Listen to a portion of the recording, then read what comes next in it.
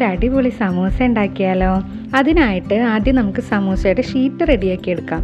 അതിന് വേണ്ടിയിട്ട് നമുക്കൊരു കപ്പ് മൈദയിലേക്ക് അല്പം ഉപ്പും 1 ടീസ്പൂൺ പഞ്ചസാരയും ചേർത്ത് വെള്ളം ചേർത്ത് നന്നായി കുഴച്ചെടുക്കാം കേട്ടോ. കുഴച്ചെടുത്ത മാവ് നമുക്ക് 10 മിനിറ്റ് റെസ്റ്റ് ചെയ്യാനായി മാറ്റി വെക്കാം. ആ സമയം നമുക്ക് സമൂസയിലേക്ക് ആവശ്യമായ ഫില്ലിംഗ് തയ്യാറാക്കിയെടുക്കാം.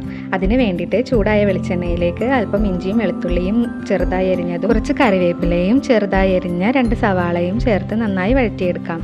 ഇത്രയും ഒന്ന് നന്നായി വഴഞ്ഞു വരുമ്പോൾ നമുക്കതിലേക്ക് പച്ചക്കറികളായിട്ട് ചെറുതായി അരിഞ്ഞ ഉരുളക്കിഴങ്ങും ക്യാരറ്റും ചേർത്ത് കൊടുക്കാം. ഇവയെല്ലാം കൂടി ഒന്ന് മിക്സ് ചെയ്ത് യോജിപ്പിച്ച ശേഷം നമുക്ക് മൂടി വെച്ച് വേവിച്ചെടുക്കാം കേട്ടോ. ഇനി ഫില്ലിങ്ങിൻ്റെ മസാലയ്ക്ക് നമ്മൾ ചേർത്ത് കൊടുക്കുന്നത് ഉപ്പ്, മഞ്ഞൾപ്പൊടി, മുളക് പൊടി, ഗരം മസാല എന്നിവയാണ്.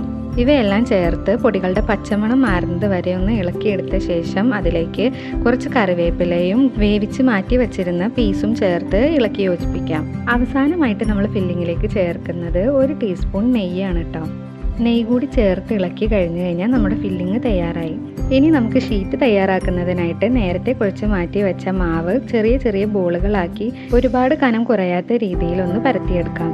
ശേഷം ഓരോ ഷീറ്റിന് മുകളിലും ഓയിൽ തേച്ച് കൊടുത്ത ശേഷം വീഡിയോയിൽ കാണുന്ന പോലെ ഓരോന്നിന് മുകളിലായിട്ട് ഓരോന്നോരോന്ന് വെച്ച് കൊടുക്കാം കേട്ടോ. നമ്മളിവിടെ 3 ഷീറ്റാണ് ഒരു സമയം മുകളിലായിട്ട് അടുക്കി വെക്കുന്നത്. അതെല്ലാം ഒന്ന് അടുക്കി വെച്ച ശേഷം നമുക്കതൊന്ന് നന്നായി പരത്തിയെടുക്കാം. പരത്തിയെടുത്ത ഷീറ്റ് പാനിൽ വെച്ച് നമുക്ക് തിരിച്ചു മറിച്ച് ഒന്ന് ചുട്ടെടുക്കാം കേട്ടോ. ചെറുതായി ഒന്ന് കുമിള പൊങ്ങുന്നത് വരെയാണ് അതിൻ്റെ വേവ്. ഷീറ്റ് ചുട്ടെടുത്ത ശേഷം നമുക്ക് ഓരോന്നോരോന്നായി അതിൽ നിന്ന് വേർതിരിച്ച് മാറ്റി വെക്കാം. വേർതിരിച്ചെടുത്ത ഷീറ്റുകൾ നമുക്കൊരു റെക്റ്റാങ്കിൾ ഷേപ്പിൽ കട്ട് ചെയ്തെടുക്കണം കേട്ടോ.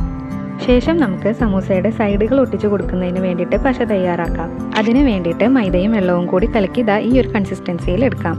ഇനി നമുക്ക് മുറിച്ച് വെച്ച ഷീറ്റുകൾ കോൺ രൂപത്തിൽ മടക്കി അതിലേക്ക് ഫില്ലിങ് നിറച്ചു കൊടുക്കാം. ഫില്ലിങ് നിറച്ച ശേഷം സമൂസയുടെ സൈഡുകളിലെല്ലാം ആ പശ തേച്ച് നന്നായി മടക്കി ഒട്ടിച്ചെടുക്കാം. എല്ലാ സമൂസയും അങ്ങനെ തയ്യാറാക്കിയ ശേഷം ചൂടായ എണ്ണയിലേക്കിട്ട് വറുത്ത് കോരിയെടുക്കാം കേട്ടോ. നന്നായി ബ്രൗൺ കളർ ആകുന്നത് വരെ തിരിച്ചും മറിച്ചും നമുക്ക് അത് വറുത്തെടുക്കാം.